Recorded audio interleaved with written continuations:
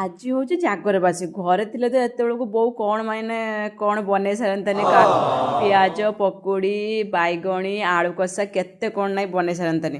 ହେଲେ ମୁଁ ବି ବନାଏ କିନ୍ତୁ ଆଜି ବନେଇ ପାରିଲିନି କାହିଁକି ନା ଏ ଆଣର ଦୋଷ ପା ଏତେ ଆଣର ଏକ୍ସପାୟରି ଡେଟ୍ ଆସିଲାନି ମାନେ ଏକବାର ଯେଉଁ ଆଣ ବସେଇଥିଲି 3 ଦିନ ଆଜିକି ହେଇଲାନି ତା ଏକ୍ସପାୟରି ଡେଟ୍ ଆସିଲାନି ସେଥିପାଇଁ ବାଧ୍ୟ ହୋଇ ଆଣକୁ ପିଠା କରିକି ଚକୁଳି କରିକି ଖାଇବାକୁ ପଡ଼ିଲା। ସେଥିପାଇଁ ସେଥିରେ ଟିକେ ଗାଜର କାକୁଡ଼ି ପିଆଜ କଞ୍ଚା ଲଙ୍କା ଟିକେ ପକେଇକି ଭଲ ଭାବରେ ଗୋଟେ ପିଠା ତେଲିଆ ପିଠା ବନେଇ ଦେଇଥିଲି ଆଉ ତାକୁ ଶାନ୍ତି କରି ଖାଇ ଦେଇଥିଲେ।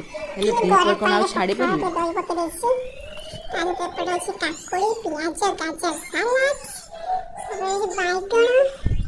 ରସୁଣ କଞ୍ଚା ଲଙ୍କା ପିଆଜ ଜଣେ ମତେ ଆମ ନାଇଁ ସେଟା ବଟି ନାହିଁ ଆଉ ଏପଟେ ଅଛି ପୋଟଳ ଚଟଣି ଆମ୍ବୁଲ କୁଆଡ଼େ ଗଲା ଯେମିତି ଟିକେ ଆମ୍ବୁଲ ପକେଇକି ଚଟଣି କରିକି ଭଲ ଲାଗିବ ଖଟା ଲାଗିବ ଭଲ ଲାଗିବ।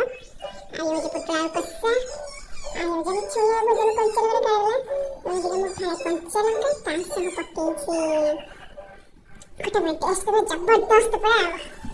ଏ ହଉଛି ମୋ ପଖାଳ ଭାତ ଜାଗର ବାସିର ସକାଳର ଆଶାଟା ଦ୍ୱିପହରେ ପୁରାପୁରି ପୂର୍ଣ୍ଣ କରିଦେଇଥିଲି।